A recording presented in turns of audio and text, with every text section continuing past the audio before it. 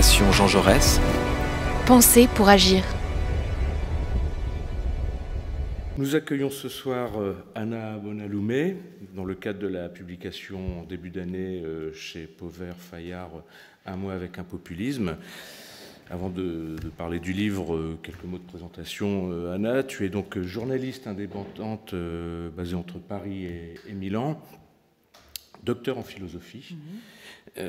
Tu collabores à L'Espresso, donc magazine italien, Au Point, le magazine français, au Guardian, le quotidien britannique, mais tu as aussi également collaboré au Monde, à France Info. Enfin, voilà, je ne vais pas tout citer. Tu enseignes la philosophie politique à l'Institut catholique de Paris et tu me corrigeras si je me trompe. Créteil et à Créteil, Paris-Est, Créteil. Tu as collaboré chez l'Harmattan à l'Empire Centre et Périphérie. Et donc, nous arrivons à l'essai que tu as publié en début d'année, Un mois avec un populiste, qui est une immersion dans le cadre des élections régionales en 2020 en Calabre et en Émilie-Romagne. Donc, immersion auprès de Matteo Salvini, le leader de la Ligue, la Lega Premier Salvini. Et donc, le livre se divise au cours du récit entre une description des scénettes sur le déroulement de la campagne électorale où tu décris le phénomène Salvini en action, dirais-je, entre meetings, selfies, etc. Mais ça, on y reviendra de façon plus appuyée concernant sa stratégie de communication qui est un point fondamental. Et en même temps, des passages où tu livres une analyse de fond sur ce qu'est le populisme, la nature du populisme, de Salvini, mais au-delà aussi, et sur les raisons de ce populisme. Avant de te poser des questions sur vraiment le contenu de l'essai, j'aimerais deux questions d'introduction générale sur la première concernant les motivations de ton travail, donc d'accompagner Salvini dans cette campagne électorale régionale, le déroulement de cette campagne, si tu as été confronté à des difficultés, etc. Enfin, un peu voilà ce qui t'a motivé et le déroulement, et ensuite de t'interroger sur ta définition du populisme de façon large, avant d'aborder le populisme salvinien. Bon, merci d'abord pour l'invitation à la Fondation Jean Jaurès. C'est la première fois que j'interviens ici, donc je suis très très contente d'être là, et donc merci Alexandre. Donc par rapport à la question de donc les raisons de ce travail, donc moi j'ai travaillé d'abord en Italie en tant que journaliste pour Rai 3, et j'ai travaillé dans une émission politique, une émission qui s'appelait Ballaro, qui est une émission culte italienne qui a eu une longue vie, qui a duré 12 ans, était diffusée pendant 12 ans. Et j'ai vu à ces moments-là l'arrivée au pouvoir de Matteo Salvini. Et c'est justement à partir de cette expérience, en fait, que je me suis intéressée à Matteo Salvini, bien que, avant, comme je suis originaire de Lombardie, j'ai pu observer le phénomène de la Ligue, en fait, l'action de la Ligue en Lombardie, mais aussi dans le nord d'Italie. C'est là où, aujourd'hui, ils sont bien installés. Et ce qu'il faut rappeler une chose, la Ligue est le parti politique le plus ancien d'Italie. Donc aujourd'hui, c'est le parti qui a une trentaine d'années d'existence, tandis que les autres partis, comme le Parti démocrate ou Forza Italia, le parti de Berlusconi, ce sont tous des partis qui sont nés ce sont des héritiers d'anciens partis comme l'Ulivo, comme l'ancien parti communiste. Voilà, donc c'est une reconstitution a posteriori. Donc il faut se rappeler ça. La Ligue est le seul parti italien aujourd'hui qui a gardé le même nom et qui a en tout cas gardé la même structure et les mêmes comment dire, les mêmes personnalités à la base, en tout cas, depuis, enfin, pour une trentaine d'années en fait. Alors, donc quand j'étais en Italie, j'ai vu la montée, la progression de Matteo Salvini, et à un moment donné, enfin, et ça a été une progression très rapide. Donc enfin, dans mon expérience personnelle, j'avais jamais vu un homme politique qui avait réussi à en fait faire passer un parti politique à 3% en 2 ans, en fait, en 2-3 ans, à 35, il avait amené le parti à 35% de préférence, en fait. Donc, c'était un grand travail politique, en fait. Donc, ça m'a intéressée. Et donc, ce qui se passait, en fait, c'est qu'en 2018, donc, le personnage était très intéressant parce qu'il avait pris un espace politique énorme dans le débat politique italien et international. Il commençait à se faire entendre, même en Europe, à Bruxelles. En fait, on commençait à entendre parler de boutades,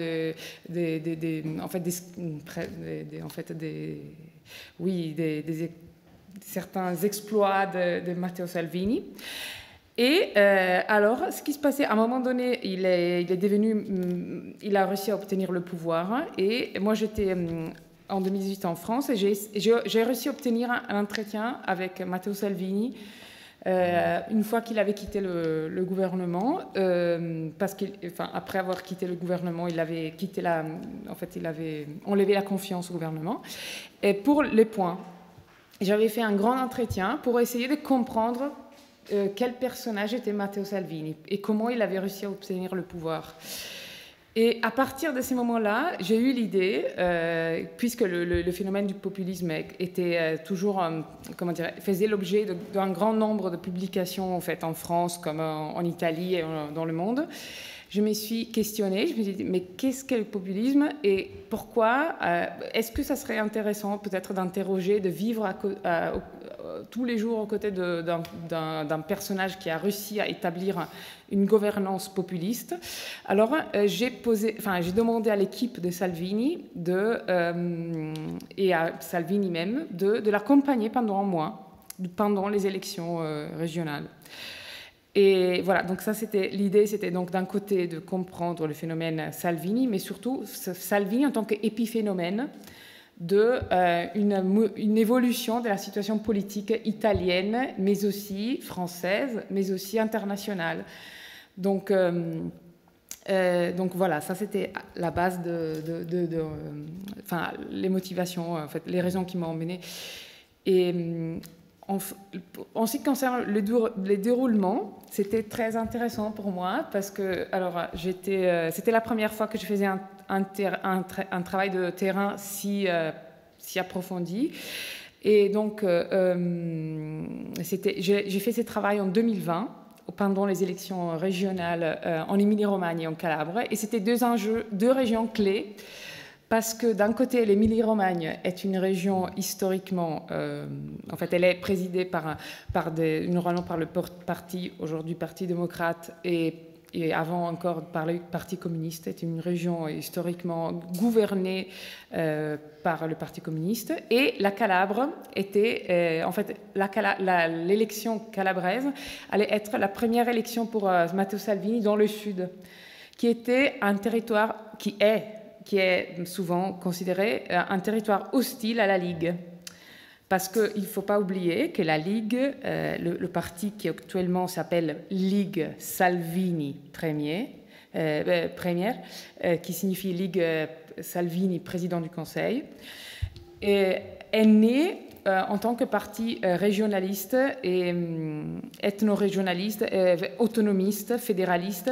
La Ligue du Nord, c'était la Ligue du Nord. C'était un rassemblement de différentes ligues italiennes qui revendiquaient une autonomie régionale et qui étaient des ligues, des mouvements très très anciens qui étaient ancrés, qui sont nés justement après la guerre en fait, parce que l'unité italienne n'a jamais, et ça c'est encore un élément intéressant à retenir par rapport à la fragmentation politique italienne, c'est que l'unité italienne a été comment dire, elle est assez récente et a réuni de partis et des royaumes, des républiques, enfin, très très très différents entre elles. Et c'est un phénomène qui, enfin, l'unité italienne ne s'est jamais vraiment accomplie réellement. Et donc ces mouvements, ces ligues, ces différentes ligues, revendiquaient l'indépendance de toutes les régions. Il y avait la Ligue de l'Émilie-Romagne, il y avait la Ligue vénitienne, la Ligue piémontaise, la Ligue lombarde. Et la plus puissante, la ligue la plus puissante était la Ligue lombarde, qui a ensuite donc rassemblé toutes les ligues en une seule ligue, qui était la Ligue du Nord. Et le fondateur de ces mouvements historiques est Umberto Bossi, qui était un autre personnage par rapport à Matteo Salvini, mais qui quand même, en fait, a fourni à Salvini des éléments, des schémas pour comprendre l'électorat et pour comprendre la manière de faire de la politique. Donc voilà, donc ça c'est juste pour donner un contexte par rapport au travail que j'ai mené. Et par rapport au déroulement, alors je peux dire que ces mois étaient très très fatigants parce que j'ai décidé de faire j'ai choisi de ne pas d'assister à tous les meetings de toutes les journées de campagne de Matteo Salvini, et ils étaient très nombreux en fait. C'est-à-dire que Matteo Salvini a montré d'avoir c'est ce qui m'a étonné, c'était l'un des éléments des observations que j'ai pu mener. En fait, j'ai essayé d'assumer en fait, un peu l'attitude de quelqu'un qui se plaçait dans la forêt et qui observait les animaux, mais bien cachés. Et donc, mais je devais rester, dans ma position, en fait, bien, je devais faire très attention à tous les mouvements. Et aussi, comme vous savez, en fait, les animaux, ils ont, pour les observer, pour voir ce qui se passe, il faut vraiment attendre, être très patient. Et pour moi, c'était un travail de ce genre-là, en fait. C'était vraiment le fait d'essayer de ne pas me montrer trop. C'est que j'ai essayé de faire... Il y a beaucoup de journalistes qui essayent de montrer aussi les aspects un peu plus... comment dire, pas... les petits détails de la vie privée des hommes politiques, c'est qui donne un goût parce que les lecteurs cherchent toujours le petit détail sur, je sais pas, la vie de couple, la vie les failles de couple. Alors, c'est que j'ai trouvé que le fait de raconter ça, j'ai fait un choix en fait. Je me suis dit, est-ce que ça serait pas populiste d'une certaine manière de montrer, de répondre aux besoins d'une certaine manière de lectorat, des lecteurs qui essaient qui veulent connaître l'intimité à tout prix des hommes politiques qui... Voilà, donc j'ai pris la décision de ne pas... je raconte certains détails de leur attitude à mon égard et tout ça. Mais, par exemple, je vous fais un exemple. À un certain moment, je me suis posé une question éthique, même de journaliste, en fait. J'ai commencé à être acceptée par le groupe, par l'équipe, et ils m'ont demandé d'aller en boîte avec eux. Parce qu'ils trouvaient que c'était une bonne manière, je sais pas, ils m'avaient embarqué, en fait, à un moment donné. Et alors, je me suis demandé, est-ce que... j'ai voulu ne pas...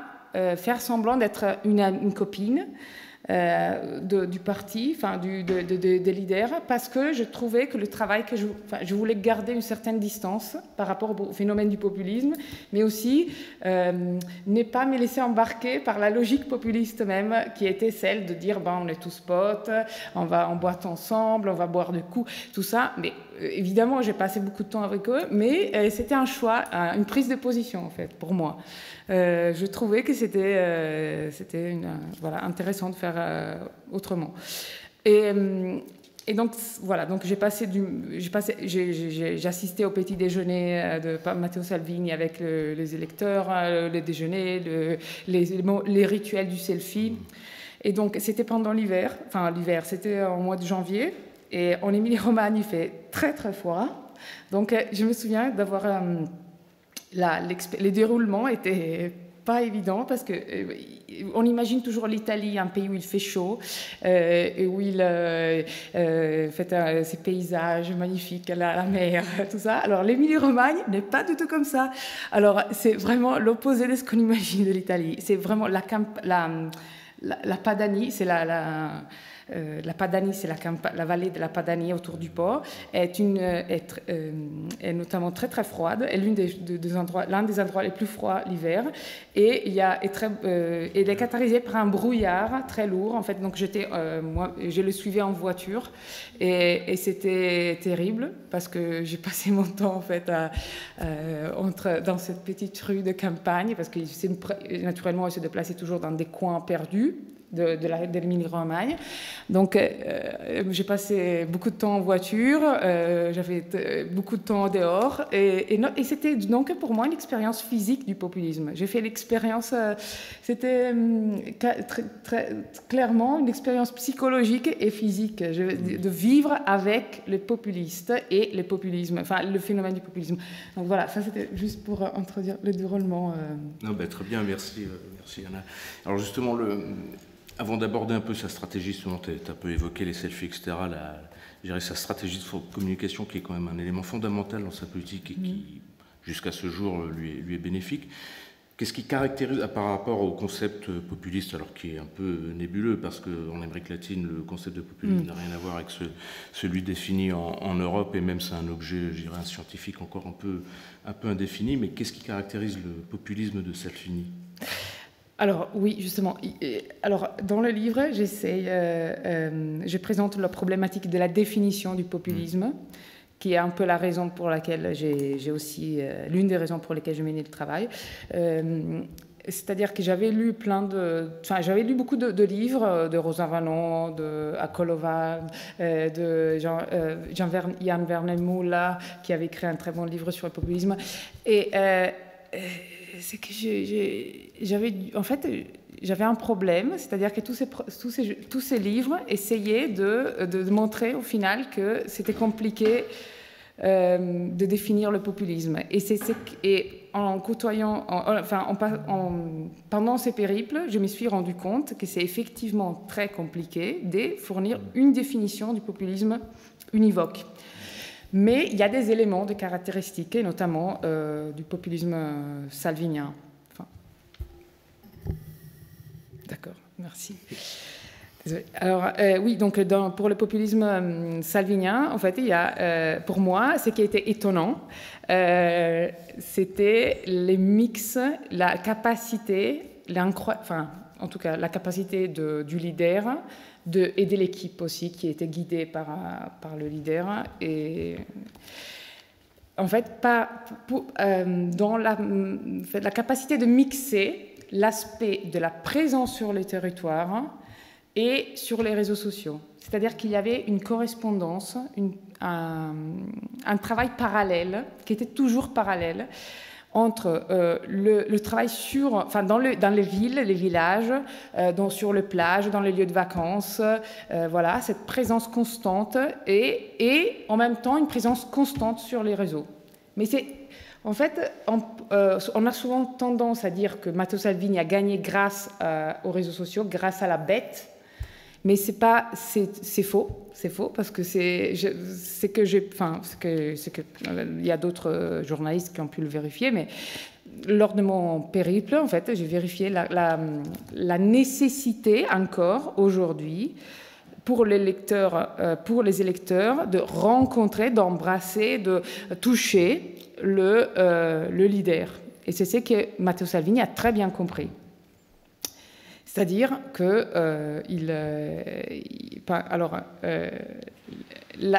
pour moi, les secrets, en tout cas ce que j'ai pu vérifier, le succès du populisme italien de Matteo Salvini a été l'un des moments de succès, l'une des clés, des éléments clés de succès, c'est cette rencontre qui s'est faite pendant la campagne, mais aussi pendant les autres campagnes, même la campagne pour les élections nationales, la rencontre autour du selfie.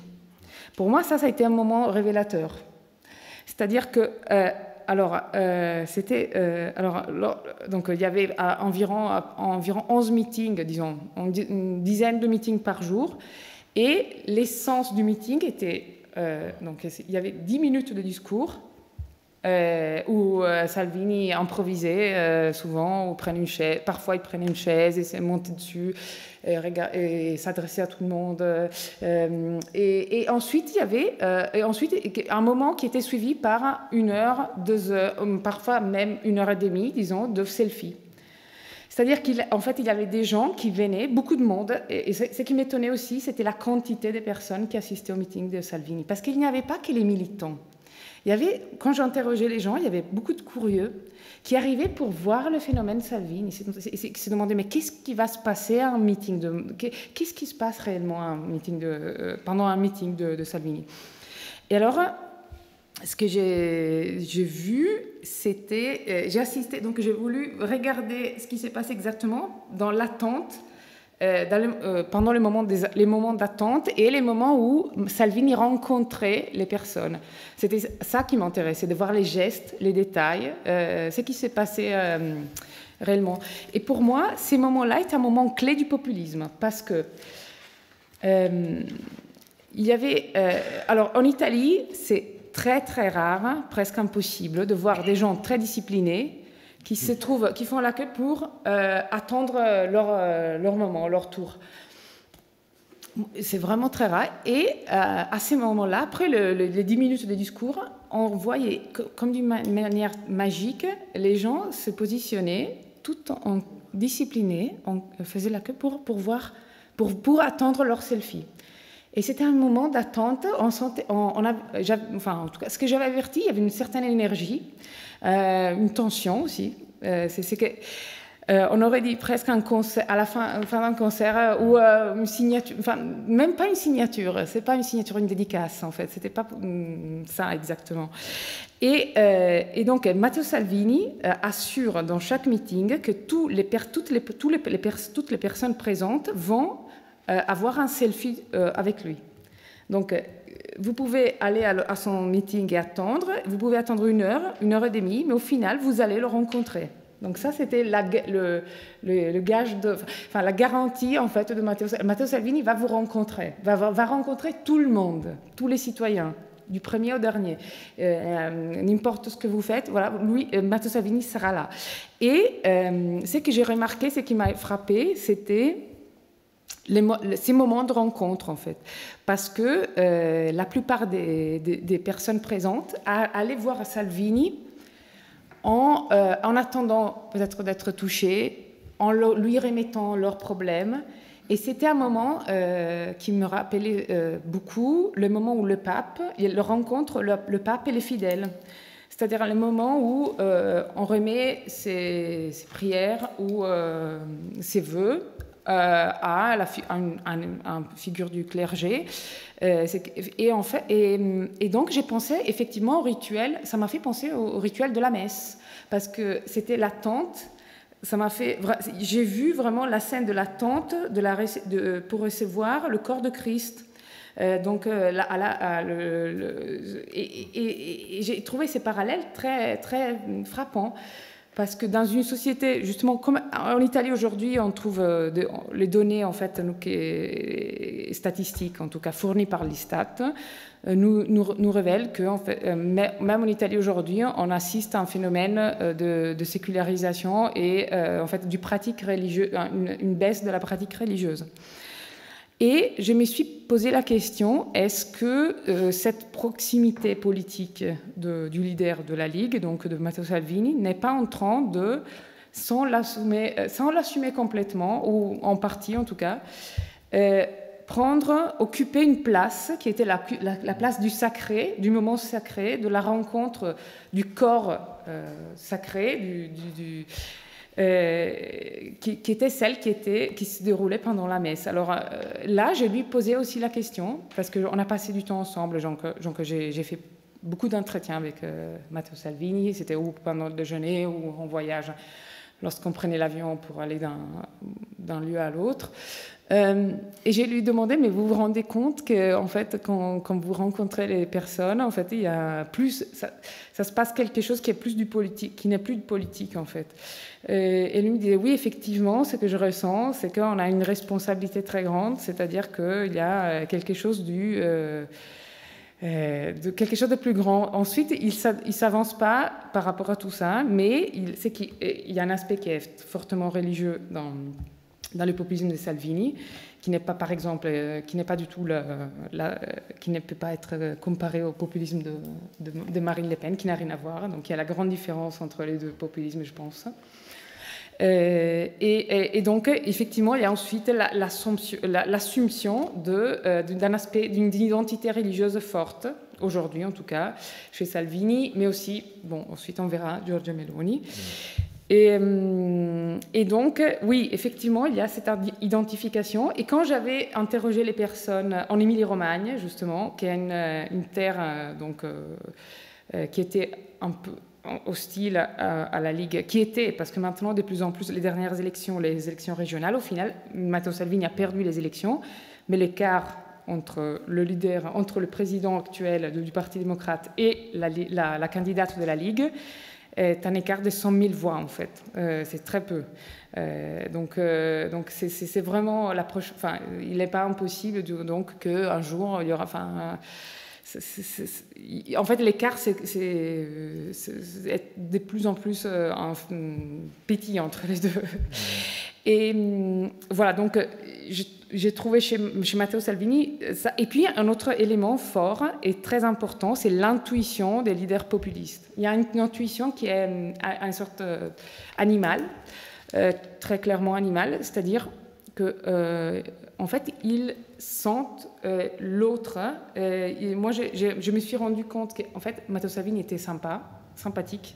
C'était quelqu'un de sympa, parce qu'ils arrivent à créer une empathie, une immédiate avec la personne face à eux, mais que ce soit un diplomate, un ouvrier, un journaliste. Moi, je voyais ça, en fait. Il y avait il y avait des colloques parfois où il était en veste. Ensuite, une heure après, il était habillé en t-shirt pour aller à un meeting.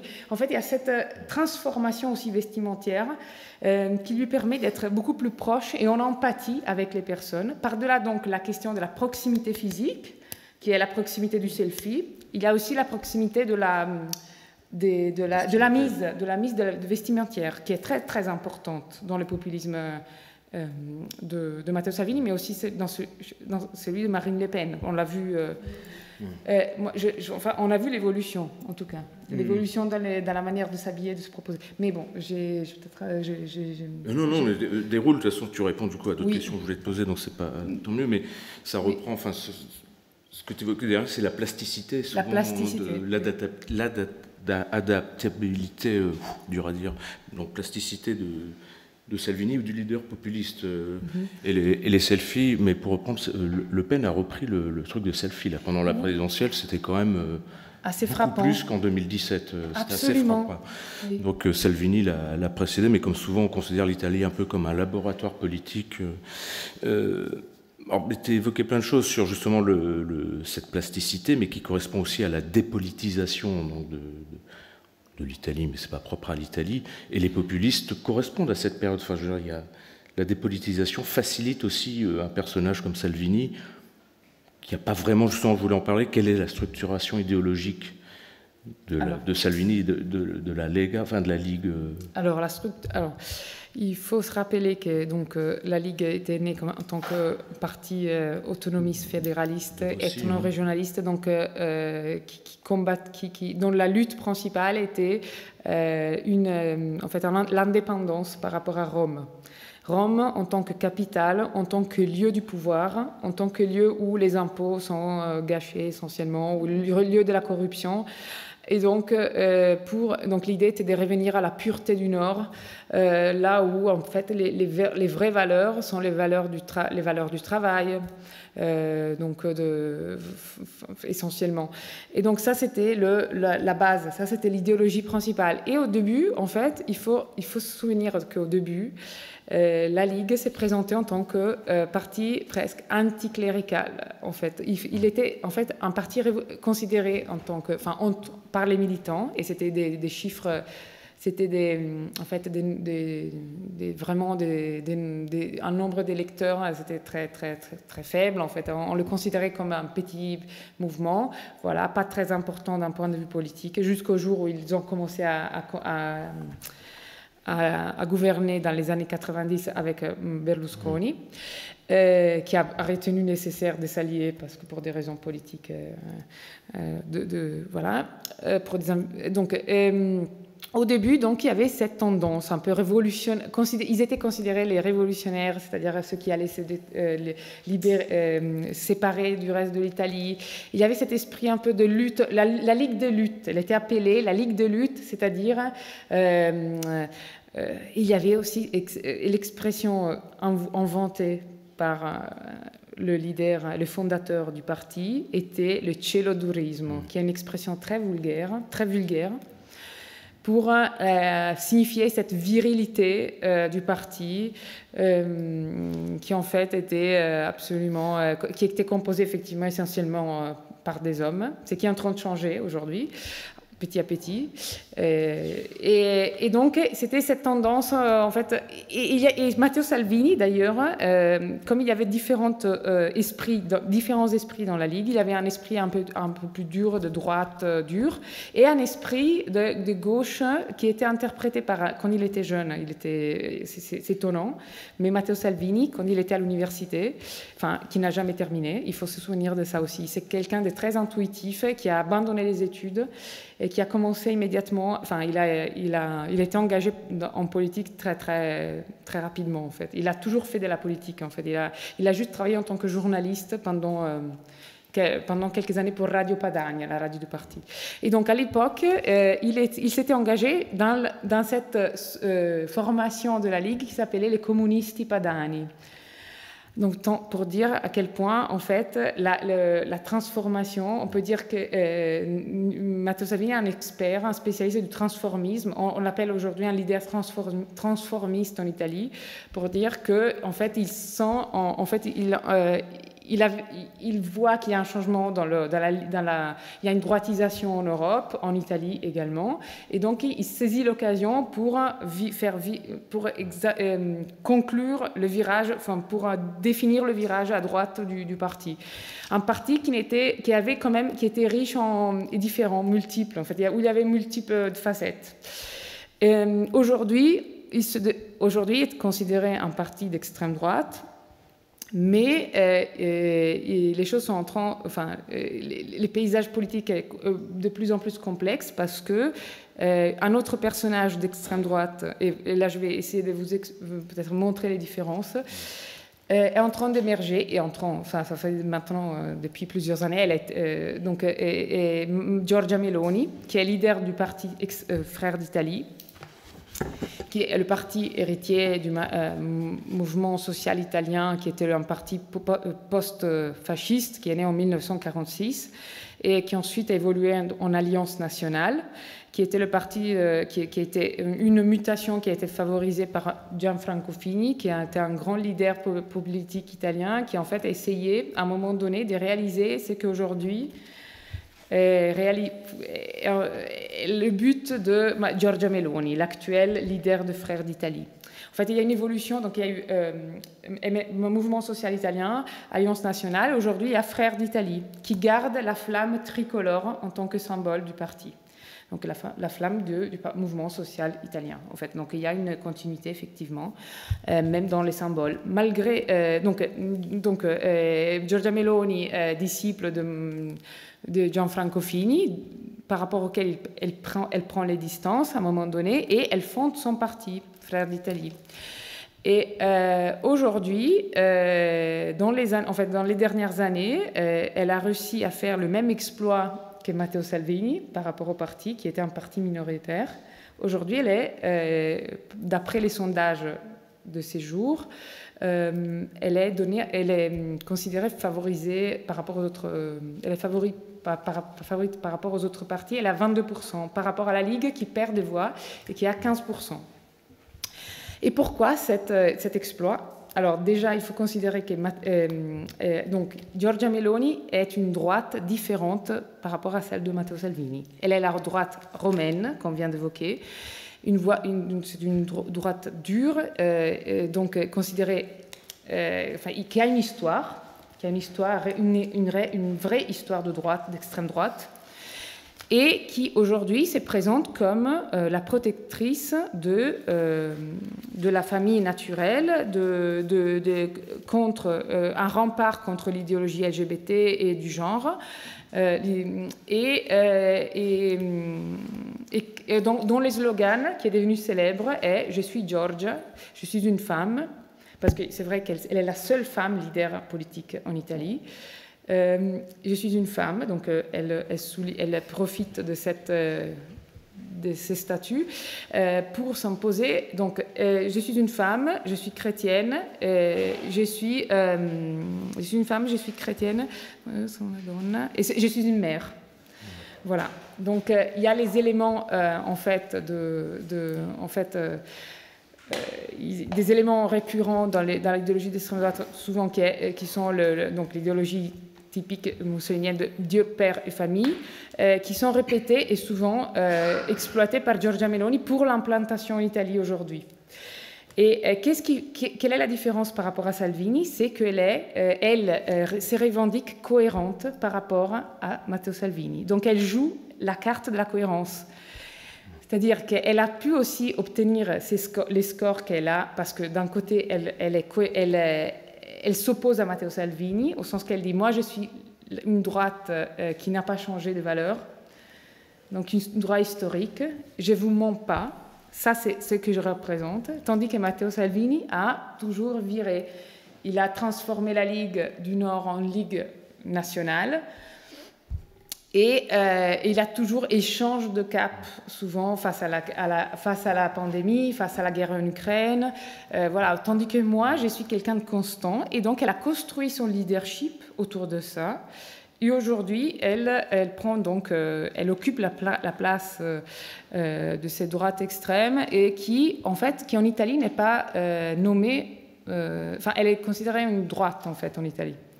Donc, en fait, il faut toujours savoir que certains partis politiques sont considérés modérés en Italie et extrêmes à l'étranger. C'est très intéressant ça. Par exemple, Matteo Salvini et la Ligue en Italie sont considérés des partis de droite. Giorgia Meloni est souvent appelée une femme de droite, une conservatrice. Donc, il y a toujours ces décalages dans la lecture des phénomènes politiques entre l'Italie et la France, qui est intéressant. Et ce dont profitent Meloni et les frères d'Italie, c'est qu'il y a une cohérence politique. Ils ont toujours été dans l'opposition, à la différence de la Lega, un coup dans le gouvernement, un coup dans l'opposition, et les erreurs stratégiques de Salvini, quand il démissionne en 2019, voulant provoquer la chute du gouvernement, c'est un échec. L'élection du président, où sa stratégie fait pchit. Tout à fait. Oui, tout à fait. Il y a ces éléments. Effectivement, il y a... Alors l'avantage, l'atout en tout cas, l'une des raisons de succès, comme on a évoqué tout à l'heure, des leaders populistes, c'est l'intuition. Mais souvent, en fait, cette intuition animale, en fait, les amène à faire des grandes erreurs, et c'est le cas de Salvini. C'était le cas, en fait, en 2018, lorsqu'il a décidé de quitter le gouvernement,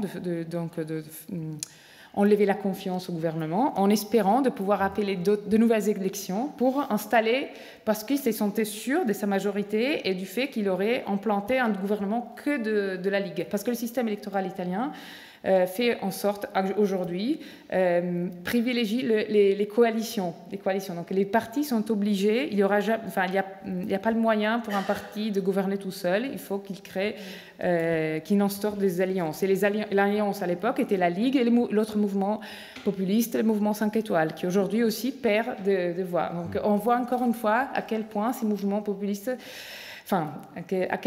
certains mouvements populistes, en tout cas parce que c'est les mouvements 5 étoiles, tandis que la Ligue est installée, elle ne va pas disparaître demain. Le mouvement 5 étoiles a montré la rapidité, encore une fois, des phénomènes politiques. Parce que c'est aussi un parti qui a fait un score exceptionnel en 2018 et qu'aujourd'hui est en train de se dissoudre presque. Enfin, il fait face à des énormes difficultés de leadership interne, donc il manque, et aussi électorales. Il y a les dernières élections administratives, enfin on dit législatives, oui, en Italie, ont montré qu'il y a une reprise, les mouvements 5 étoiles disparaissent et à faveur de Giorgia Meloni, du Parti démocrate, et donc un retour du Parti démocrate important. Et donc voilà, donc on a dit, voilà, donc il y a eu des erreurs importantes. Et je remarque ça dans les livres. Enfin, j'ai remarqué ça à propos de la France, du parallèle entre la France et l'Italie, par rapport à Zemmour. J'ai trouvé très intéressant le rôle des erreurs, enfin ce qu'on peut, on peut considérer des erreurs, et qui en réalité sont l'une des raisons du succès souvent des populistes, parce que Zemmour, je me souviens parfaitement, vous vous souvenez tous, pendant la campagne, a fait des erreurs de communication qui, dans les sondages, en tout cas, montraient qui n'allait pas être affecté. Je vais vous faire un exemple. Et ça le rapproche de Salvini, en fait, en ce sens-là. Pendant la campagne, il était présent au Salon de la Défense et il a fait et on se souvient tous de cette image de Zemmour qui récupère une arme et qui la pointe aux journalistes en lui disant « maintenant on rigole plus ». Et donc, ce qui se passe, c'est que cette image, c'est une erreur éclatante, enfin, c'est très clair, parce qu'en fait, surtout en France, où, par-delà la question des armes, il y a la question de la mémoire de l'attentat de Charlie Hebdo, et donc des terroristes qui tuent des journalistes. Et donc, évidemment, le fait de travailler, la communication en ce sens-là a foiré, clairement. Et pourtant, est-ce que pour beaucoup de monde, ça peut être une erreur qui va affecter le candidat? Et pourtant, dans les sondages, c'était pas du tout le cas. Et c'était intéressant. Et la même chose, c'est produite en Italie avec Salvini, qui pendant la campagne en Émilie-Romagne a fait cette scène vraiment embarrassante, une erreur stratégique est liée, d'après moi, à cette intuition, encore une fois, qui est l'intuition des populistes. Il a sonné chez des gens dans un quartier populaire parce que une personne, l'avait alerté que ces jeunes étaient dealés, en fait, étaient un dealer. Alors, il va sonner chez le jeune homme et face aux caméras, il prononce son nom et lui dit « Quelqu'un m'a dit que vous dealez, donc je voudrais voir ça avec vous ». Évidemment, en Italie, ça rappelle, ça fait appel à la mémoire historique des squadristi, des fascistes, de la police des fascistes, de l'époque fasciste, et qui allait justement sonner chez les citoyens. Et donc, on aurait cru pouvoir voir dans cette erreur une raison d'une perte dans les sondages, et pourtant c'était pas une erreur d'un point de vue électoral, ça n'a pas affecté beaucoup. Donc je trouve qu'il y a en tout cas des erreurs. Ce que nous on considère des erreurs sont souvent utilisés, exploités par les populistes comme des points de force, voilà, c'est des avantages. Et voilà. Et juste pour terminer, une question sur l'intuition. Je racontais ça dans les livres. Il y a un moment où j'ai suivi Matteo Salvini dans une ferme. On était tous les deux dans une ferme. Et pour avoir une idée du succès et des raisons du succès du populisme et de cette capacité à sentir le présent et sentir le moment, on était en train... je me souviens parfaitement, en fait. Et à un moment donné, il marchait dans la ferme, il voit des poulets Et il demande, il regarde son collaborateur, il lui dit viens, suis-moi. Alors le collaborateur le suit et lui demande filme, tu dois me filmer maintenant en train de courir auprès de poulets. Et qu'est-ce qui va se passer en fait?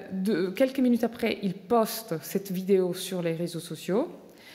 Il fait, grâce à son équipe et tout ça c'est improvisé. Personne après, c'est pas il a vu, il a senti. Et cette vidéo sur les réseaux sociaux produit des millions de vues en fait. Donc un autre élément très important dans la capacité pour le leader populiste, c'est la capacité de faire devenir sévère un événement. Enfin, des éléments du quotidien ou du présent, en fait, de leur présent, des événements, l'événement de la journée, en fait. Et c'est toujours dans cette... je trouve que ça fait partie, en fait, de ces atouts, enfin, de leur capacité à exploiter le présent. Mais tout ce que tu décris, façonne un peu ce qu'est le populisme de Salvini, mais même global, cette plasticité de s'adapter un peu aux circonstances, et du coup qui s'inscrit dans une dépolitisation générale et qu'eux-mêmes revendiquent. Oui. Ça se voit, et l'hyper-personnalisation, parce que c'est le chef, et du coup, tu évoques même la solitude de l'homme, c'est propre à beaucoup de mouvements populistes, les Le Pen en France, on pourrait dire même, si on l'inclut dans le populisme, Mélenchon et son mouvement, bref. Mais cette plasticité et dépolitisation, ça se voit aussi dans ce que lui revendique comme source intellectuelle, où il évoque aussi bien Oriana Fallaci, absolument, oui. Houellebecq, Gramsci, là on tombe de sa chaise. Oui, exactement. Alors, oui, très clairement, en fait, j'ai eu l'occasion de l'interviewer plusieurs fois à ces sujets, et je lui posais des questions concernant justement l'aspect des héritages et des références intellectuelles. Et ce qui m'a vraiment étonnée, c'était la capacité à utiliser ces mots, ces auteurs, les noms d'auteurs, d'intellectuels comme Gramsci, comme Oriana Fallaci, tels que des slogans en fait, vraiment. C'est-à-dire que on ne pouvait pas creuser parce que Matteo Salvini, je lui demandais mais quel est votre référent? Benedetto Croce, qui est l'un des philosophes et des idéologues du parti fasciste, qui a été une personnalité importante, pas idéologue, on ne pourrait pas dire idéologue, mais un philosophe qui a collaboré, en tout cas qui a montré des grandes sympathies à l'égard du fascisme. Et en fait, lui, il cite des personnalités, et notamment Oriana Fallaci. Et ça m'a beaucoup frappée parce que je connais bien le travail d'Oriana Fallaci, de la journaliste Oriana Fallaci, qui est connue aussi en italien. Et ce qui se passe, c'est qu'ils reprennent les œuvres de la fin, en fait, d'Oriana Fallaci, au moment où elle découvre d'avoir un cancer, et elle s'est installée à New York. Et elle écrit des livres comme La rage et l'orgueil, dans lesquels elle est très, très... elle a une sorte de rancœur et d'amertume, et à l'égard en fait, elle le dit clairement, du déclin de l'Occident, de l'Europe, de l'Europe. Et elle pointe l'islam comme le problème de l'Europe dans les années à venir, et dans l'islam tout court. Et donc, Matteo Salvini récupère souvent des phrases de Oriana Fallaci. Il dit « Regardez ce qu'elle a dit, Oriana Fallaci ». Moi, et voilà ma référence intellectuelle. Donc, il se donne un ton intellectuel, et pourtant, en fait, probablement, quelqu'un a tiré une phrase d'un livre et l'a prise. Enfin, c'est quelqu'un, clairement, qui utilise les références, des slogans, et pourtant, à cause de cette dépolitisation, ça marche très bien, en fait. Enfin, c'est une conjoncture qui marche très bien, c'est-à-dire qu'il y a d'un côté une société de moins en moins politisée, et en plus, en Italie, il faut dire une chose, il y a une différence entre la France très forte par rapport à la conscience politique et à la conscience civile, enfin civique en fait. Et le débat d'idées et tout ça. Enfin, moi, je trouve qu'il faut ce que je peux observer, c'est qu'il faut être très vigilant en France parce que vous avez encore un pays où les débats d'idées, l'engagement civique, le débat politique a une présence encore très importante dans la société. Tandis qu'on voit aujourd'hui, si on regarde par-delà les Alpes, on voit une société assez fatiguée où il y a un système de welfare qui peine à marcher, qui marche avec des grandes difficultés, un système de justice, les apparats de l'État ont des problèmes structurels qui n'ont jamais été résolus et qui font que la société aujourd'hui se pose la question pourquoi je dois aller voter pour quelqu'un, pour un apparat, une institution qui ne fait pas son travail. Voilà. Donc il y a une individualisation, une dépolitisation de la société très forte. On le voit dans les taux d'abstention en Italie, même dans les dernières élections législatives, dans les communes, dans les mairies italiennes. Mais voilà, donc je pense qu'il y a encore il y a une différence essentielle entre... et je trouve aussi dans la manière d'être populiste, des populistes français et des populistes italiens. C'est qu'on peut remarquer encore chez les populistes français, c'est qu'il y a une retenue et une tenue républicaine. Vous ne verrez jamais une Marine Le Pen ou un Zemmour assurer un meeting avec un t-shirt du PSG ou aller, je ne sais pas, boire un nu, aller à la plage, torse nu, ministre de l'Intérieur, boire un mojito sur la plage, parce qu'il y a vraiment une fragmentation, une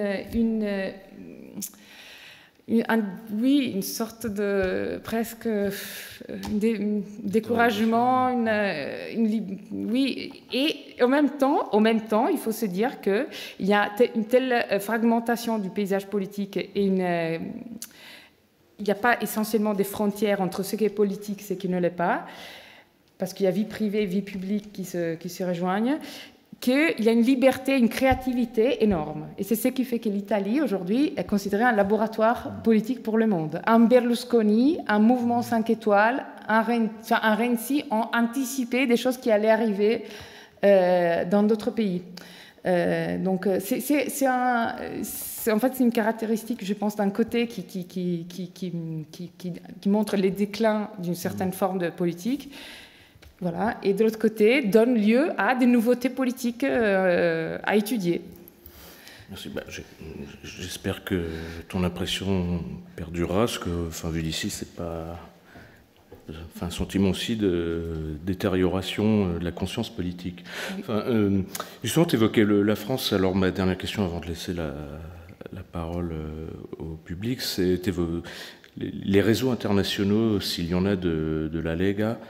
Alors, ils appartiennent au Parlement européen, au groupe Identité et Démocratie, où il y a donc la Lega, il y a le RN de Le Pen, le FPE autrichien, le Vlaams-Belang belge et le parti, j'ai plus le nom en tête, mais le parti de Geert Wilders, parti néerlandais, parti de la liberté, je crois que ça s'appelle. Oui. Alors, quel est l'état de ces relations? Quelles sont leurs relations au Parlement européen, mais même au-delà? Oui, alors, donc, il y a justement des conflits entre, encore une fois, entre la Ligue et Giorgia Meloni au niveau européen, et ce qui fait que les alliances, ce sont des alliances différentes. Parce que, donc, au niveau européen, il y a les tentatives de la part de Matteo Salvini de réunir un certain, dans son groupe, dans le même groupe que Marine Le Pen, de créer un autre groupe qui rassemblerait tous les souverainistes européens et pour lesquels ils essayent de convaincre justement même le parti polonais, PiS, voilà. Et c'est la raison pour laquelle Matteo Salvini l'une des raisons pour lesquelles Matteo Salvini s'est rendu en Pologne au moment où il allait rencontrer le maire polonais à la frontière d'Ukraine, et ces maires lui a rappelé ses liens, ses relations internationales, à propos des relations internationales, ses liens avec la Russie, son engagement pour son appui de l'indépendance de la Crimée, de la considérer comme une élection, avoir un référendum tout à fait constitutionnel. Et à l'époque, Matteo Salvini était l'un des premiers leaders qui s'étaient rendus en Crimée, donc pour appuyer donc l'indépendance. Et donc, il y a effectivement encore aujourd'hui cette tentative de constituer ces groupes. Aujourd'hui, naturellement, les voix à cause des résultats, en fait, d'un côté de la Ligue, c'est-à-dire qu'il faudra attendre les résultats l'année prochaine aux élections, mais pour l'instant, ils n'arrivent pas à avoir les alliances nécessaires pour créer ces nouveaux groupes de souverainistes coordonnés par Orban, en fait. Qui serait un nouveau groupe lié au groupe de Visegrad, en fait, où tous ces nationalistes et souverainistes pourraient se retrouver. Pourquoi ? Parce qu'ils considèrent que le PPE, donc le Parti populaire européen, est un parti, un parti qui a trahi la droite, les valeurs conservatrices, en se montrant trop de gauche. Alors c'est ce qu'ils racontent souvent, en fait, c'est qu'ils ont besoin de reconstituer un vrai groupe souverainiste contre le gauchisme prétendu du PPE. Alors. Et donc, évidemment, dans tout ça, Giorgia Meloni essaie en revanche de se montrer en tant que conservatrice dans le PPE, et donc elle essaie de prendre les distances de Matteo Salvini et de devenir la leader, conservatrice de référence, en fait, de laisser ces groupes à Matteo Salvini et rester plutôt de se montrer légitime pour le pouvoir institutionnel aussi, en tant que conservatrice. Et alors, je profite, et avec la frange radicale trumpiste du Parti républicain, il y a des liens ou... Il y a des liens avec... il faut dire une chose. Alors, Giorgia Meloni a été invitée cette année par le meeting du Parti républicain. Donc, elle est en train de constituer une alliance atlantiste, Atlantique avec les États-Unis, qui est appuyée, qui est revendiquée et qui marche assez bien aujourd'hui, tandis que Matteo Salvini, à cause de ses liens, donc justement avec la Russie, il a privilégié en fait un appui à la leadership de Poutine et du Kremlin, qui lui a permis, par rapport auquel aujourd'hui, même l'Espresso, même le magazine pour lequel je travaille, a montré qu'il y a eu des échanges, des liens, en fait, pour des échanges de passage d'argent qui ne sont pas très clairs. Malgré tout, aujourd'hui, il n'y a pas il y a une enquête, mais on n'a pas encore, on peut pas trancher. Mais donc il y a une orientation, il y a toujours eu une orientation plutôt vers la Russie. Malgré la tentative de Matteo Salvini de rencontrer Trump, de voir une rencontre officielle avec Trump, qui n'a pas eu lieu, en fait. Donc, effectivement, Giorgia Meloni a réussi à... non, elle n'a pas rencontré Trump, mais elle est en train de tisser les bons liens. Et en Italie, on pense aussi, aujourd'hui, à la création, ça, c'est ce qui est sur la table. Il y a, en vue des élections de l'année prochaine... comme Giorgia Meloni est vécue comme leader de droite modérée, en fait, vécue comme leader de droite, disons, conservatrice, et qu'à un moment donné, les deux premiers partis aujourd'hui sont le Parti démocrate et le parti de Giorgia Meloni. Et comme il faut réfléchir aux alliances, les deux partis qui se dressent, qui regardent les États-Unis, donc là, une alliance atlantique, ce sont le Parti démocrate et le parti de Giorgia Meloni, qui sont clairs là-dessus. Donc, ils commencent à réfléchir aussi à une éventuelle possible coalition, alliance en vue des élections. S'il y en a. Alors, la parole est à la salle. Oui, derrière vous. Bonjour, merci beaucoup pour la présentation. Moi, ma question sur Matteo Salvini portait sur ses propositions et son programme au niveau des réformes institutionnelles et du régime politique. Parce que je vois un peu après ce qu'il veut faire sur l'immigration, sur l'Union européenne, etc. Mais en termes de régime politique, est-ce qu'il prône un régime différent, un régime avec une tentation autoritaire, un peu plus illibéral, ou est-ce qu'il veut garder le régime parlementaire actuel et seulement avoir une majorité, ou est-ce qu'il veut faire une réforme institutionnelle en profondeur? Alors, merci pour la question. Effectivement, ça c'est intéressant. En fait, d'un point de vue institutionnel, ils ne prennent pas une réforme des institutions, un renversement des institutions, parce que justement, ça a été le cas dans la vieille Ligue, au moment où on demandait justement une autonomie fédérale des régions. Et aujourd'hui, puisqu'il est dans comme la Ligue agit d'une manière parallèle au Rassemblement national, et tous les deux essaient d'avoir une légitimité institutionnelle, même au niveau international, par rapport aux institutions européennes.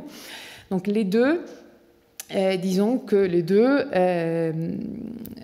deux partis, en tout cas la Ligue, ne prennent pas des révolutions des propositions antiparlementaires, mais la Ligue a toujours été un parti très libéral. C'est-à-dire qu'ils font la Ligue fait des propositions notamment pour une défiscalisation, un taux d'impôt à 15%, la flat tax, qui serait une taxe à 15% pour tous les foyers, donc généralisée en fait pour tous les revenus, pour favoriser, disons, les entreprises, petites et moyennes entreprises, et c'est aussi leur bassin de lecteurs. C'est-à-dire que depuis toujours, la Ligue est le parti des entrepreneurs et des industriels du nord du pays. C'est-à-dire qu'il est, malgré souvent des défaillances, vous parlez de libéralisme, donc là, c'est vraiment l'essence du parti, est une essence libérale de ce côté-là. Et en opposition à un parti, peut-être, le mouvement 5 étoiles, qui propose le revenu de citoyenneté, des aides pour accompagner la population en difficulté. Ce n'est pas du tout le contexte dans le cas de la Ligue. Donc la Ligue est vraiment implantée et elle dirige les régions du Nord qui ont le PIB le plus élevé en Italie, donc la Lombardie notamment, la Vénétie, Frioul, mais l'Émilie-Romagne, aujourd'hui ils sont au conseil régional de l'Émilie-Romagne, ils sont présents d'une manière... Et c'est une des régions plus industrialisées. Et voilà, donc oui, c'est... Oui, bonjour, merci beaucoup pour votre intervention. Alors, moi j'aurais deux questions. La première sur le populisme et l'état de la société italienne que vous décriviez. Est-ce qu'on peut dire qu'indépendamment des années Berlusconi, qui effectivement constituait un peu une matrice à la fois en termes de discours politique et même en termes de façon de faire de la politique, indépendamment de ces années qui ont constitué une matrice pour l'émergence d'un populiste comme Salvini, qui en termes de communication, en termes de façon de faire de la politique, a repris tous les codes berlusconiens et les a même poussés à leur paroxysme. Est-ce que, indépendamment de ça, indépendamment de ce rôle qu'a pu avoir Berlusconi, la gauche italienne n'a pas aussi une part de responsabilité depuis le tournant de Bologne notamment, en ce qu'elle s'est aussi, pour grande partie, coupée de son idéologie traditionnelle, où on est passé d'un ancien parti communiste qui a fait le choix de s'orienter vers une ligne plus réformiste et plus de gouvernement, mais qui s'est aussi compromis avec des idées plus libérales, mais plus que des idées libérales, qui a aussi sabordé son bagage idéologique, hein, contrairement au SPD ou au PSOE, qui ont aussi pu tenter vers le libéralisme. Le parti communiste et ses héritiers ont même été plus loin, en coupant carrément leur idéologie, en l'effaçant de façon assumée. Donc ça, ce serait la première question. Et la deuxième question concernerait le mouvement 5 étoiles. Quel est son devenir aujourd'hui? Enfin, vous sembliez dire qu'il était affaibli compte tenu de ses revirements sur beaucoup de sujets et compte tenu du fait qu'il a gouverné avec la gauche alors qu'il était censé être opposé à tous les partis du système. Quel est son devenir aujourd'hui en termes de perspective électorale, et aussi comment justifie-t-il son idéologie aujourd'hui et ses changements, et quel discours souhaite-t-il prôner dorénavant? Voilà, je vous remercie. Merci beaucoup pour votre question, c'est très, très intéressant. Et j'en parle justement dans le livre. Je trouve que, je me suis questionnée aussi sur le rôle du parti, de la gauche en Italie par rapport à l'évolution, au succès du modèle populiste berlusconien et ensuite salvinien. J'avais trouvé cette phrase très intéressante prononcée par Pierre Mauroy en 2002 à l'Alliance, qui s'était dressé à Lionel Jospin et en lui disant mais Lionel, en fait, les mots, j'ai regardé ton programme et pourtant, j'ai pas trouvé une seule fois le mot ouvrier, travailleur, voilà. Et pourtant, c'est pas des gros mots. Et je pense que j'ai trouvé cette phrase très, très intéressante parce que je pense qu'elle nous informe un peu sur certains choix faits effectivement par le parti, en tout cas en Italie, c'est clair que ce qui se passait, c'est que le Parti démocrate a pris une voie libérale et c'est cela depuis au moins 2014 avec l'arrivée au pouvoir de Matteo Renzi, qui a assumé ces virages et qui a en fait, si vous voulez, c'est je trouve qu'il a absolument anticipé certains motifs du programme peut-être plus tard d'Emmanuel Macron par rapport à la question de la Startup Nation, cette valeur du modèle entrepreneurial. Et en fait, Matteo Renzi, en 2014, avait lancé ces mouvements en fait, de libéralisation des idées du parti en fait, et en fait le reste du parti, donc notamment il y a Pierluigi Bersani et d'autres membres historiques du parti qui ne se sont plus retrouvés, mais ils comprenaient qu'il y avait besoin d'un changement au sein du parti. Donc ils ont vu l'arrivée de Matteo Salvini. Enfin, il y a eu des dilemmes internes, mais en même temps, ils ont laissé. Donc, ça s'est fait de manière assez. C'est pas si simple que ça, mais en tout cas, il a pris le leadership. Et effectivement, ce qu'on voit très clairement, en fait, c'est que aujourd'hui, les anciennes forteresses du Parti démocrate et avant du Parti communiste ont été conquises par la Ligue, souvent, dans les villes. Je parle de villes, villages. Je parle de villes comme Ferrara, qui est devenue une ville de la Ligue, qui est une ville quand même assez... C'est une moyenne ville, en fait. Et en Émilie-Romagne, par exemple, il y a eu des coups où... moi, je suis allée interroger justement quelqu'un qui s'est implanté dans un fief du Parti communiste d'avant et ensuite du Parti démocrate, qui est une femme de la Ligue qui a conquis après, qui a réussi à conquérir le lieu après 40 ans en fait. Effectivement, ce qu'il racontait, c'est que ils ont réussi à s'emparer d'éléments, très ils ont repris ils ont essayé d'occuper l'espace des préoccupations liées à la perte d'emploi en essayant de stigmatiser en fait, souvent les immigrés en Italie, c'est ce qui est arrivé. Et ils ont occupé l'espace des idées par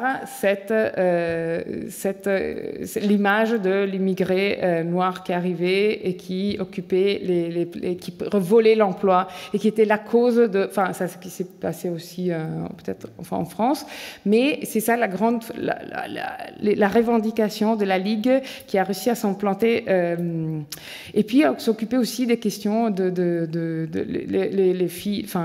les taxes. Ils se montraient un peu plus proches de la population. Ils ont aussi repris un élément très important, les fêtes foraines du Parti communiste. Alors, ça, c'était une présence très importante. C'était les moments rituels de la présence du Parti communiste sur le terrain, en fait. Dans toutes les villes, en Émilie-Romagne notamment, mais même, ça s'est arrivé en Lombardie, dans les autres régions. Moi-même, je me souviens que, en fait, quand j'étais adolescente, il y avait encore des fêtes de l'UNITA, qui étaient des fêtes, des moments très importants d'un point de vue électoral, mais où tout le monde pouvait participer et qui étaient un des moments de rassemblement. Et la Ligue, qu'est-ce qu'elle a fait en fait, petit à petit, donc, avec le changement, le virage libéral en fait, vers la leadership de Matteo Renzi, ces fêtes ont disparu. Et ça a eu un effet aussi. C'était parallèle par rapport à la question de la perte. Enfin, il y avait un virage idéologique et en même temps, on montrait l'abandon du territoire d'une certaine manière. Et c'était intéressant parce que la Ligue, elle avait imité le modèle du Parti communiste en essayant de s'implanter sur le territoire grâce à ces moments festifs. Donc, il est devenu des moments vraiment des références pour la population.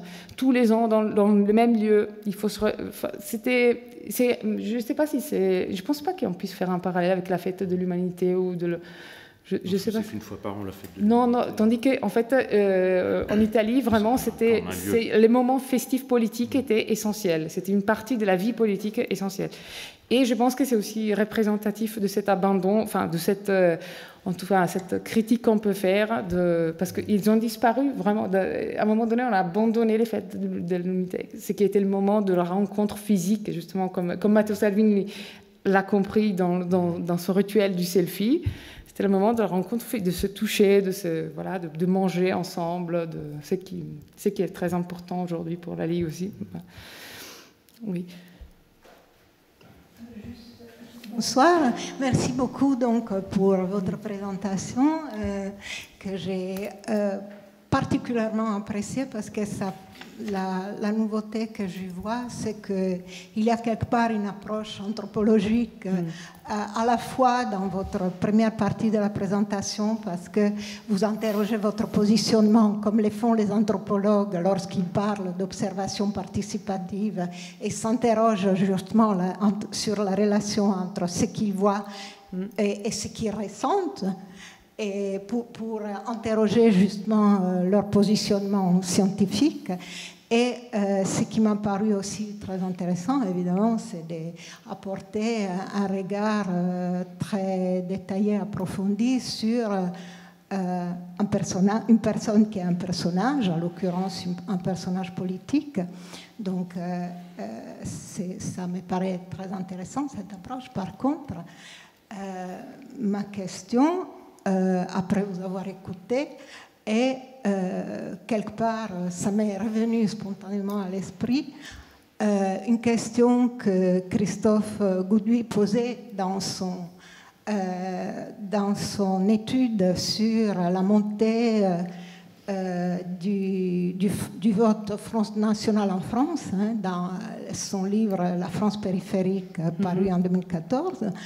Et il nous dit, dans lequel donc il affirme finalement, ce qui est intéressant, c'est de comprendre que ce ne sont plus les leaders qui déterminent les votes, mais que c'est leur électorat et que c'est plutôt les changements structuraux d'une société qui, quelque part, font émerger un leader. Donc, par rapport à Marine Le Pen, par exemple, il dit dans cette étude, Marine Le Pen n'aurait jamais pu obtenir une telle percée à la fois politique et donc institutionnelle, parce que ça s'est quand même concrétisé après dans la présence du Front National dans de régions dans lesquelles il est vraiment implanté. Et aujourd'hui, nous avons encore vu, pendant la dernière élection, que ces implantations historiques sont en train vraiment d'exploser, en quelque sorte, et de diffuser partout en France. Donc, ma question, est-ce que pour comprendre un phénomène comme le populisme, il faut d'abord analyser pourquoi les raisons profondes pour lesquelles un électorat, qu'il soit français ou italien, évidemment ancré dans des réalités différentes, surtout institutionnelles, parce que le rôle de l'État en Italie et le rôle de l'État en France n'a jamais été comparable. Mais pour comprendre un phénomène comme le populisme, ma question est, est-ce qu'il faut d'abord commencer par analyser vraiment les ruptures profondes, à la fois économiques et sociétales, qui ont clivé une société, et ensuite les mettre en dialogue ou en relation avec ce que le changement profond de la société produisent comme leader. Oui, je pense que moi j'avais trouvé ça intéressant.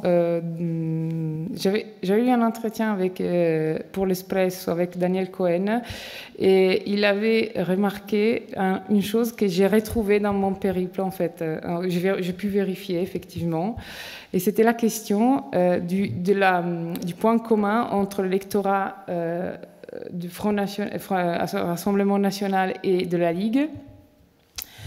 Et c'était une forme de défiance généralisée à l'égard donc de leurs institutions, et donc cette forme de défiance en général, même sociale, en fait, une défiance à l'égard de l'autre. En tout cas, il y avait une forme. Et l'autre chose qui était intéressante et qui a été pointée par un autre philosophe, qui est Bauman, et qui était la solitude. La question de la solitude, pour moi, était essentielle. Et je l'ai vérifié dans le voyage que j'ai fait. C'est-à-dire qu'il y avait plusieurs villes et villages qui étaient vraiment éloignés, et en même temps, et où ils avaient il y avait plus de je sais pas, il y avait plus de où il n'y avait plus de... Je fais l'exemple en Italie, ce qui est marquant en Italie. En fait, par exemple, il n'y avait pas de paroisse ou de centre associatif, où ils avaient enlevé parce qu'ils avaient tout centralisé autour d'une ville, ou bien il n'y avait pas de... Enfin, ils avaient enlevé tous les services. Effectivement, ce qui se passait, c'est et ce que j'entendais dire souvent, c'était cet sens de solitude. Enfin, ce n'était pas exprimé ou explicité, mais il y avait un discours dans lequel il y avait une sorte de rage de se sentir seul, finalement, en fait. Et il y avait cette méfiance à l'égard de l'État et des institutions, accompagnée d'une forme de solitude. Et une solitude que je voyais parfaitement. Enfin, et ça m'étonnait aussi de voir que dans les meetings, cette forme de solitude prenait forme on aurait imaginé, par exemple, après un meeting, une sorte de rassemblement entre les militants qui se retrouvent, qui parlent, qui discutent de politique et tout ça. Et ce qui m'avait étonné, à chaque meeting, c'est que les gens prenaient ensuite chacun son chemin, et là, ils allaient rentrer. Donc, il n'y avait pas vraiment un débat, une discussion qui se formait autour de ce on venait de vivre, en fait. Et je ne sais pas, cette forme de solitude à l'égard du politique et aussi de la vie sociale m'avait frappée en Calabre, en Émilie-Romagne. J'ai retrouvé ça, en fait, cette analyse, disons, de Daniel Cohen et de Bauman aussi, qui racontait ces points en commun entre une forme un choix, un vote. Et ça m'avait interpellée, en fait. Et c'est clairement, il y a des études là-dessus, mais le fait de le vivre, de le voir et de l'observer, parce que c'est ce que je voulais faire, en fait. Je voulais aller vérifier que tout ça avait du sens et que tout ce que j'avais lu se retrouvait ou pas sur le territoire, chez les personnes que j'ai côtoyées, en fait. Et ça m'avait frappé, parce que je trouve que c'était une très bonne analyse, l'élément de la solitude sociale. Qui en plus, il faudrait l'évaluer aujourd'hui, après 2 ans de pandémie. Ça pourrait être très, très, très intéressant, en fait, de le relire après les multiples confinements, et l'effet aussi qu'en fait, on a du mal à rassembler encore les gens, de les rappeler. Ça pourrait être intéressant à creuser, voilà. Vu l'heure, s'il y a d'autres questions, je voulais te poser deux petites questions. Tu l'as évoqué au début, mais tu n'as pas eu l'occasion d'y revenir, c'est, je dirais, Salvini et les femmes. C'est-à-dire la place des femmes au sein de la Lega, dans l'organisation, etc., dans sa rhétorique, et toi, son comportement à ton égard pendant ton immersion auprès de Salvini. Et la deuxième question, faire un peu de prospective, c'est au vu de la situation des rapports de force, notamment entre la Lega et Fratelli d'Italia, dit pour les législatives dans un peu moins d'un an, au printemps prochain en Italie, un peu de ce que à ce jour, on peut envisager comme résultat. Il y aura des élections politiques, on dit politique nationale. Donc le gouvernement va changer effectivement au mois. Normalement, les élections devraient être le 28 mai 2023. Donc effectivement, on va changer de gouvernement. Et en Italie, l'Italie va changer de gouvernement. Et alors par rapport à la première question, effectivement, la question des femmes est intéressante parce que c'était tout l'enjeu en fait pour moi d'être au milieu, de me retrouver dans une équipe, dans un groupe d'hommes qui était très protecteur à l'égard de Matteo Salvini, qui était leur leader et qui essayait de défendre à l'égard d'un journaliste qui ne connaît pas, certains ne me connaissaient pas, donc j'ai eu l'occasion de rencontrer disons que l'équipe a été il y a eu des moments où évidemment c'est pas la première, je peux le dire, et je pense qu'il y a plein de journalistes femmes qui vivent la même chose tous les jours, les femmes qui s'occupent de politique et notamment font un travail très très fatigant et dur parce que il y a souvent des tensions, des moments difficiles, des gestes déplacés, des mots déplacés, voilà. Donc, mais c'est quelque chose qu'on vit toutes, et je pense. Et donc, ce qui m'avait frappé, en tout cas, c'était que Matteo Salvini, à mon égard, n'a pas fait des gestes déplacés ou essayé d'être ambigu. Et ça m'avait frappé parce qu'effectivement, il avait peut-être compris, je ne sais pas, senti, en tout cas, le projet que je portais et tout ça. Et il n'a pas, à différence d'autres qui étaient très clairement beaucoup plus vulgaires, et voilà, donc il s'est arrêté. Il y a un moment que je raconte dans les livres qui est assez intéressant. En fait, j'ai pas eu la confiance immédiate de toute l'équipe. C'était quelque chose qui est arrivé avec le temps, après quelques semaines. Et à un moment, j'étais en Calabre et j'étais à un dîner. Je me souviens, c'était un des moments les plus drôles parce que alors je me trouvais dans un dîner de campagne. En fait, il y avait la Forza Italia et la Ligue. Et c'était un dîner dans un restaurant super luxueux avec des couronnes dorées, des images. Il y avait toutes les photos des propriétaires avec des hommes politiques, des stars du cinéma. Voilà, tout était très très folklorique pour moi en tout cas, et c'était intéressant de vivre ça en Calabre où j'avais jamais mis les pieds. C'était ma première fois en Calabre, donc tac, j'arrive et le soir je participe à ces dîners et je me retrouve à une table qui était d'hommes essentiellement de la Ligue et certains de Forza Italia, donc. Et je me souviens qu'en fait, le bras droit de ce Matteo Salvini m'a dit viens, assieds-toi ici. Donc Matteo Salvini n'est pas à la table. Et à un moment donné, il y avait des eurodéputés, des députés et tout ça. Et il commence à me demander mais qui es-tu, mais tu viens d'où, que fais-tu là, voilà. Il me questionne parce qu'il veut savoir, il y a une journaliste à table, on ne peut pas tout balancer.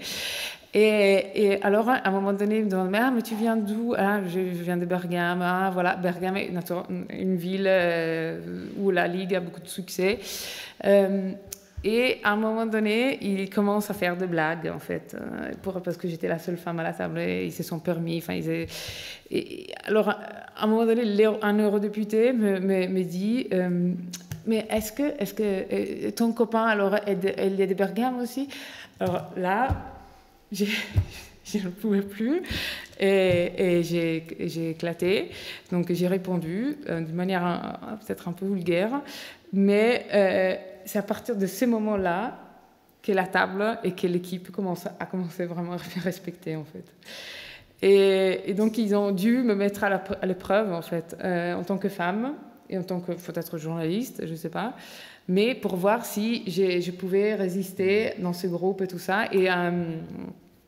Et donc, j'ai eu presque le sentiment que Matteo Salvini a eu à un moment donné un espèce de sentiment protecteur à l'égard, parce qu'il sentait que c'était compliqué. Et donc, parfois, il était arrivé en disant mais il faut pas faire des gaffes, tout ça. Et donc, il y avait tout cet aspect, en fait, de rapport entre hommes et femmes qui était intéressant.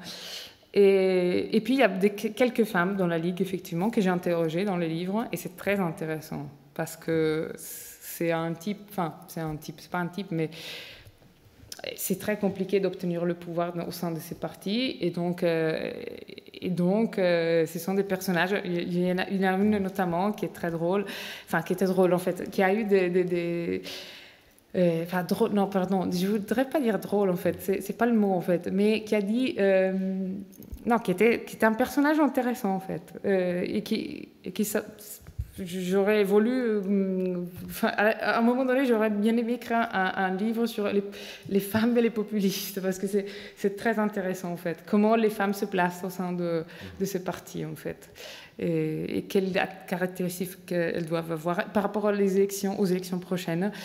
C'est qui, là pour l'instant, les sondages nous disent que le Parti démocrate et Frères d'Italie sont les partis favoris. Mais il faudra voir aussi ce qui va se passer. Alors, normalement, Mario Draghi, l'actuel président du Conseil, ne devrait pas entrer dans le jeu politique, de proposer une formation, une coalition politique pour se faire réélire. Enfin, réélire pour se faire élire, parce que il n'est pas élu, mais donc normalement, ça, ce sont les deux. La question du mouvement 5 étoiles, c'est intéressant, c'est très intéressant parce qu'il n'arrive toujours pas à trouver de leader, parce que Conte, qui a été le président du Conseil pendant 2 gouvernements, pendant la pandémie. En fait, il a été un peu comme en France, Édouard Philippe. Il a joui pendant 2-3 mois d'une popularité énorme, vraiment énorme, étonnamment, en fait, qui était vraiment impressionnante. Était la personnalité préférée des Italiens. Et aujourd'hui, il ne retrouve plus en fait effectivement le parti. Il y a un parti qui n'a plus de leader en fait, qui est un peu perdu et qui a justement établi des alliances avec avec la gauche d'abord, avec la Ligue, avec des partis qui étaient considérés des ennemis jurés du mouvement 5 étoiles sur tous les fronts en fait, sur le côté aussi justement les aides à les revenus de citoyenneté, sur la TAV, sur la grande vitesse Turin-Lyon, tout ça, tous ces chantiers qui étaient défendus par là, ils se sont écroulés dans les alliances politiques qu'ils ont nouées avec la Ligue d'abord et la gauche. Donc les électeurs se sont sentis évidemment trahis parce qu'il y avait des luttes très historiques, si on peut dire historiques pour le mouvement 5 étoiles, en tout cas importantes. Et Beppe Grillo maintenant il s'est mis un peu de côté, mais pour l'instant il n'y a pas de régie, il n'y a pas de dessin pour l'instant donc autour du mouvement 5 étoiles. On ne comprend pas la direction du mouvement aujourd'hui. Donc il y a la Ligue. La Ligue aujourd'hui, elle gouverne avec 3 ministres. On a donc 3 ministères importants et on verra ce qui va se passer parce que probablement il y aura un changement de leadership. Le problème réel pour la Ligue, c'est que Matteo Salvini est un excellent frontman. C'est quelqu'un qui allait récupérer les consensus. Aujourd'hui, dans la Ligue, il n'y a pas forcément un frontman prêt pour faire face à la campagne ou à les recherches du consensus. Les autres sont beaucoup plus des administrateurs, ils se sont révélés des bons administrateurs dans les régions où ils sont reconfirmés tous les ans, mais pas forcément des frontmen nationaux, en fait, au niveau communication au territoire et réseaux sociaux. Anna, on te remercie beaucoup. Et donc, je vous rappelle le titre, Anna Bonaloumé, un mot avec un populiste. D'ailleurs, vous pouvez en faire l'acquisition à l'entrée. Merci Anna. Merci. Et merci à vous d'être venu malgré la chaleur. Merci.